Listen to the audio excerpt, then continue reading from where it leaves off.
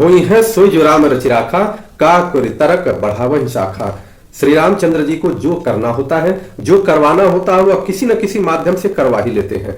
हम लोगों ने एक सीरीज प्रारंभ किया है।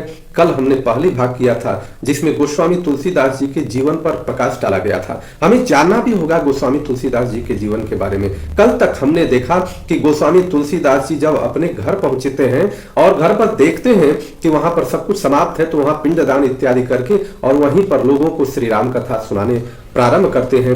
आगे हम देखते हैं कि किस प्रकार से गोस्वामी जी का विवाह होता है, किस प्रकार से विवाह के बाद उनको विवाह से विच्छेदन होता है, किस प्रकार से गोस्वामी जी प्रभु के शरण में आते हैं, कालभूषुंड जी का दर्शन होता है, हनुमान जी का दर्शन होता है, श्री रामचंद्र जी का दर्शन होता है और किस प्रकार से वह अयोध्या की तरफ आते हैं। आगे हम देखते हैं। जय हिंद साथियों, मैं आपका साथी रघुवंश आप लोगों के सामने सनातन धर्म की श्रेष्ठ परंपरा के मूलभूत धारणाओं को, जो आज वर्तमान समय में श्री रामचरितमानस के रूप में प्रकाशित है, उसके रचयिता या कहें कि ईश्वर की प्रेरणा से उसको समाज में प्रस्तुत करने वाले गोस्वामी तुलसीदास जी के बारे में बात करते हैं।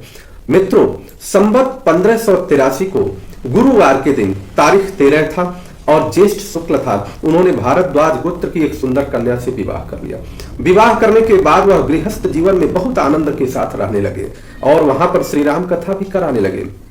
अब ये समझना है, एक घटना आती है कि एक बार उनकी पत्नी अपने भाई के साथ मायके चली जाती है। वह पत्नी के विषय भोग में इतना ज्यादा आसक्त थे कि वह जैसे ही वहां पहुंचती हैं, पीछे पीछे ये भी पहुंच जाते हैं। बहुत जगह किंवदंती के रूप में मिलता है, सुनाई देता है कि वह नदी पार करते हैं तो एक मुर्दा होता है, मुर्दा को पकड़ लेते हैं। उनको पता नहीं चलता कि ये मुर्दा है, मुर्दे को पकड़ के पार कर जाते हैं। जब पत्नी से मिलने के लिए पीछे के दरवाजे से वह घुसते हैं तो दरवाजे के ऊपर एक सांप लटका होता है, दूसरे मंजिल के ऊपर सांप लटका होता है, उसको पकड़ करके वो चढ़ जाते हैं। ये तथाकथित ऐसे देखने को और सुनने को मिलता है। जो भी हो, जब वहां पत्नी से मिलने तुरंत पहुंच जाते हैं तो बड़ा आश्चर्यचकित होती है पत्नी कि अभी तो मुझे आए हुए अभी कितना दिन हुआ और ये पीछे पीछे चले आए। तो उनके मन में ईश्वर की प्रेरणा आती है। मैं तो इस बात को कहता हूं कि भगवान प्रेरित करते हैं और वो कहती हैं कि मेरे इस हाड़ मांस के शरीर में आपका इतना स्नेह है, इतना प्रेम है। अगर इतना प्रेम श्री राम जी के साथ हो गया होता तो आज आपकी गति कुछ और होती और प्रभु श्री राम मिल जाते। यह बात उनको हृदय में चुभ जाती है।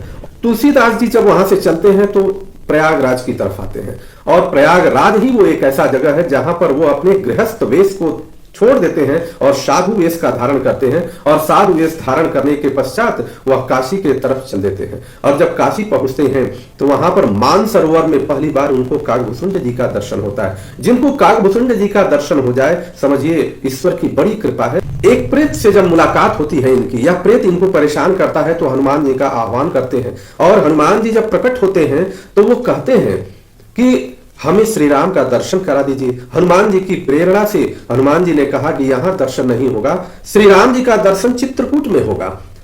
यह इतना सुनते ही गोस्वामी तुलसीदास जी चित्रकूट की तरफ बढ़ जाते हैं और वहां पर राम घाट में अपना स्थान बना लेते हैं, अर्थात वहां पर रहने लगते हैं। और जब राम घाट में रहने लगते हैं तो एक दिन सुबह का वो प्रदक्षिणा कर रहे थे, करने के रास्ते में ही उन्होंने देखा कि दो सुंदर राजकुमार घोड़े पर बैठे हुए जा रहे हैं। यह उन राजकुमारों को देखते ही इतना मोहित हो जाते हैं कि वह अपना सुध बुध खो बैठते हैं, परंतु ये पहचान नहीं पाते कि ये कौन है।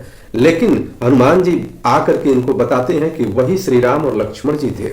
यह बहुत पश्चाताप करते हैं, परंतु हनुमान जी ने कहा कि पुनः कल सुबह आप निकलिएगा और जब आप सुबह निकलिएगा तो उस समय दर्शन होगा, लेकिन आपको चौकन्ना रहना पड़ेगा। पता नहीं किस रूप में आकर नारायण मिल जाएंगे। ऐसा गाना भी, भजन भी हुआ है, पता नहीं किस रूप में श्री राम जी आ जाएं। अब हुआ भी वही कि संवत 1607 ईस्वी में मौनी अमावस्या का दिन था, बुधवार का दिन था। आज कितना संयोग है कि आज भी बुधवार का दिन है। बुधवार का दिन था। श्री राम जी बालक के रूप में गोस्वामी जी के पास पहुंचते हैं और कहते हैं, बाबा मुझे चंदन दे दो। गोस्वामी जी अभी चंदन देना ही चाहते हैं। हनुमान जी को यह बात समझ में आता है कि कहीं ऐसा ना हो कि आज भी मिस हो जाए।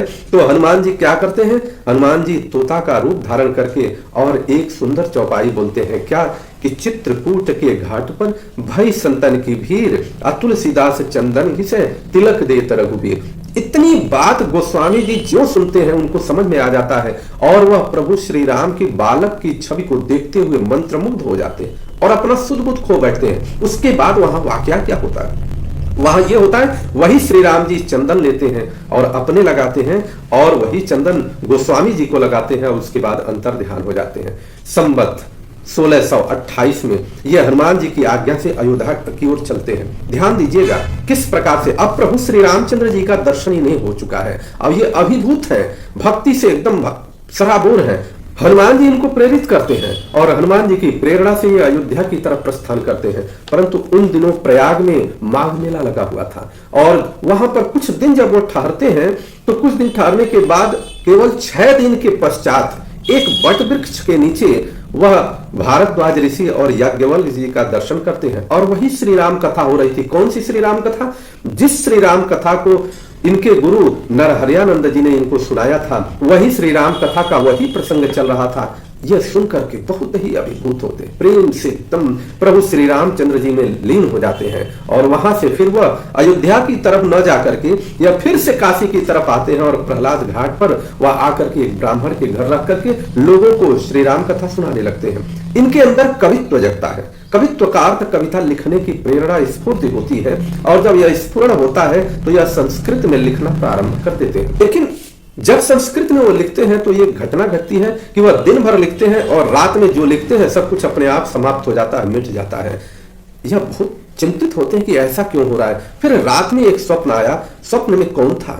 स्वप्न में भोलेनाथ इनसे कह रहे हैं कि तुम अपनी भाषा में लिखो, तुम जो श्री राम जी की चर्चा लिख रहे हो तुम अपनी भाषा में लिखो। और जब ये स्वप्न से इनका आंख खुलता है या जगते हैं तो सामने देखते हैं कि भोलेनाथ और माता पार्वती जी सामने प्रकट हैं। यही वो समय है कि भोलेनाथ और माता पार्वती जी ने इनको दर्शन दिया और उन्होंने कहा कि अपनी भाषा में लिखो, तुम जाकर के अयोध्या में रहो और वहां पर लिखो, और एक समय आएगा कि जिस प्रकार से सामवेद पूरी दुनिया में चर्चित है उसी प्रकार से तुम्हारी ये श्री रामचरितमानस भी पूरी दुनिया में प्रकाशित होगी।